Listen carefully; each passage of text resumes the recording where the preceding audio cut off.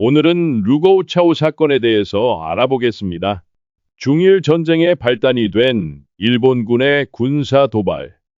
중국에서는 7.74변이라 부르는데, 이 사건의 배경이 된 루거우차오는 베이징시 펑타이구에 있는 다리의 이름으로 한국 한자음으로 읽어 노구교라고 부르기도 합니다. 서양에선 마르코 폴로가 이 다리를 언급했던 탓에 마르코 폴로 다리라고도 부릅니다.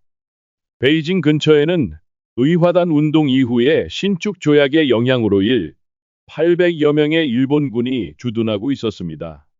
국민당이 차 북벌이 성공한 이후 국민정부가 불평등 조약을 개정하겠다는 수약 외교를 선포하자 각 열강은 국민정부를 승인하고 군대를 축소하거나 아예 철수하였지만 일본만은 완강하게 조약 개정을 거부하였으며 오히려 1931년 만주사변, 1933년 열하사변 이후 당고 정전협정, 하매협정, 진토협정을 거쳐 군대를 5,600여 명까지 증강시켰다. 이들은 텐진에 사령부를 설치하고 하북의 요충지에 병력을 주둔시켜 언제라도 허베이성을 침탈하기 위한 준비를 갖추고 있었습니다. 한편 국민정부와 일본 제국 사이에 최후의 외교적 협상이 결렬되자 일본은 화북 분리 공작에 박차를 가하여 루거우차오 인근에서 연일 군사훈련을 벌이며 무력 시위를 하였고, 또한 일본군은 펑타이에서 루거우차오에 이르는 6,000헥타르에 달하는 토지를 구입하여 비행장을 건설하려 했으나 지주들은 일본군이 막대한 금액을 불러도 땅을 팔지 않고 저항했습니다.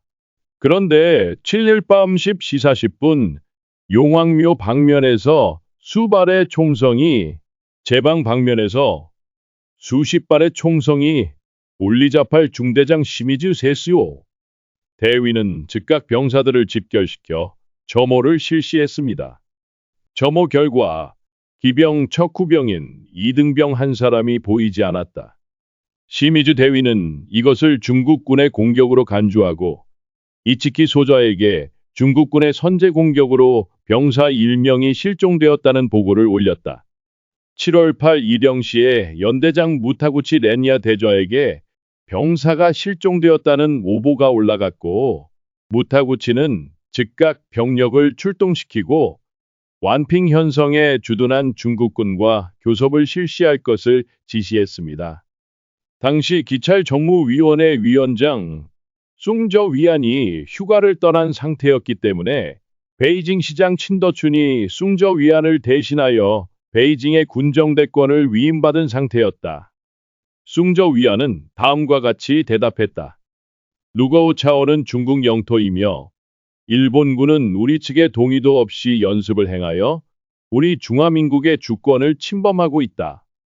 이는 국제법 위반이며 행방불명된 일본인 병사에 대한 우리 측의 책임은 없다. 더구나 일본군이 성내에 들어와 조사하는 것은 허락할 수 없다. 단, 양국의 우호를 생각해 날이 밝으면 우리 측 군경에게 조사시키겠다고 회답하도록 7월 8일 오전이 시. 마스이 다쿠로는 친더춘에게 완핑 현성 안에 조사를 실시하게 해달라고 다시 요구하는 한편 받아들이지 않는다면 군사력으로 완핑 현성을 포위하겠다고 위협했다. 이에 친더춘은 완핑 현장 왕농자이 외교위원 웨이중안을 파견하여 교섭하게 했다. 문제는 실종된 병사는 점호 20분 후에 무사히 복귀했다는 것이다. 이미 복귀한 병사가 수색한다고 나올 리도 없었고, 문제의 병사조차도 자기 자신을 찾기 위해 어둠 속을 헤매는 코미디 영화를 방불케 하는 상황이 연출되었다. 뒤늦게야 문제의 병사가 복귀한 것을 알게 된 시미즈 대위는 병사의 명예를 위해서 차마 보고할 수 없다는 이유로 이를 상부에 알리지 않았다. 왕농자이와 린거이가 완핑 현성 안으로 들어오자 무타구치 렌야가 갑자기 면담을 요청했다.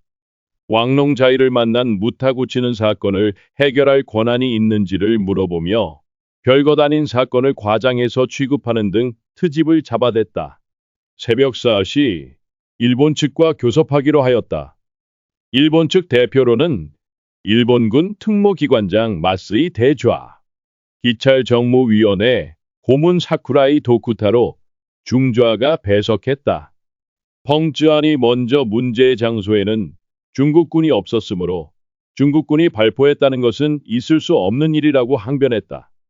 그제야 마쓰이가 문제의 병사가 귀대했음을 밝히고 다음과 같이 제의했다. 행방불명의 상황을 분명히 해두어야 할 필요가 있다.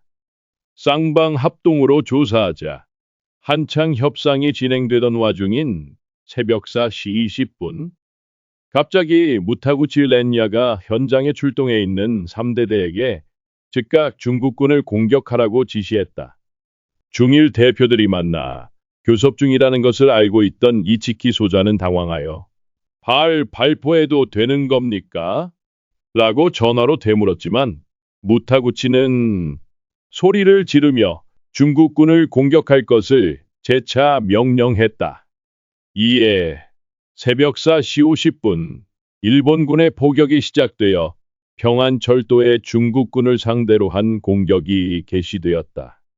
평안철도의 중국군 초소를 기습 점령한 일본군은 일문자산과 용왕묘를 공격했다.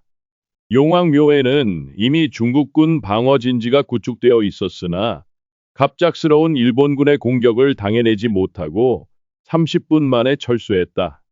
이 황당한 상황에 사쿠라이 중좌가 일본군의 공격을 일단 중지시키고 직접 완핑 현성에 들어가 왕렁자이와談判을 지으려 했다. 오후 시 무타구치가 직접 루고우 차오에 나타나 왕렁자이와 지싱원에게 사쿠라이 중좌를 내보내고 성 안의 모든 중국군과 중국인들을 융딩어 서쪽으로 소개하라고 요구하며 만일 이를 받아들인다면 일본군은 융딩어 동안으로 철수하겠지만 따르지 않으면 즉 위협했다.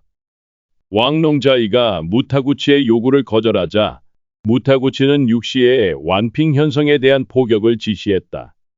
심지어 이 싸움의 발단이 된 실종되었던 병사는 시미즈 대위가 7월 8일의 전투에서 용감히 싸웠다는 이유로 용서해줬다.